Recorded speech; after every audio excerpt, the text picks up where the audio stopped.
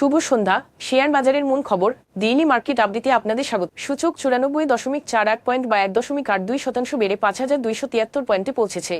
বাজারে মোট লেনদেন হয়েছে 720 কোটি টাকা, যা আগের দিনের তুলনায় 4.99% বেশি।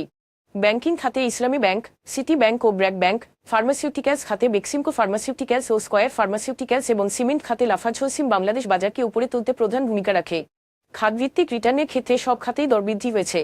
এর মধ্যে মিউচুয়াল ফান্ড খাতে সর্বোচ্চ 5.15% এবং ব্যাংকিং খাতে দ্বিতীয় সর্বোচ্চ 2.97% বৃদ্ধি হয়েছে।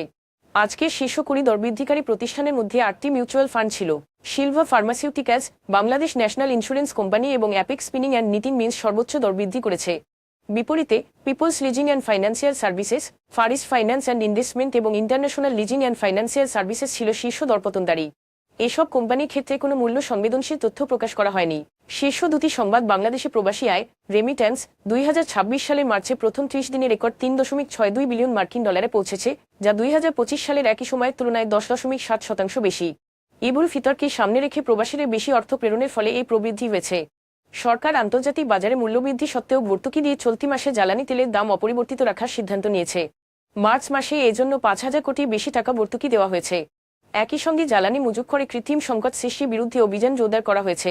আজ এ পর্যন্তই, ধন্যবাদ।